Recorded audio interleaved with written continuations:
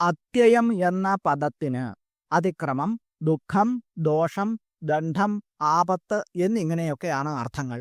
ഇവയ്ക്കെല്ലാം അമ്മ അതീതയായതുകൊണ്ട് നിരത്യയ. അമ്മ അത്യയമില്ലാത്തവളാണ്, ഭക്തരുടെ അത്യയങ്ങളെ നശിപ്പിക്കുന്നവൾ എന്നും അർത്ഥമുണ്ട്. പ്രപഞ്ചത്തിൻ്റെ പ്രവർത്തനങ്ങൾക്ക് കാലത്തിനും ദേശത്തിനും അനുസൃതമായ നിയമങ്ങൾ അമ്മ തന്നെ കൽപ്പിച്ചിട്ടുണ്ട്.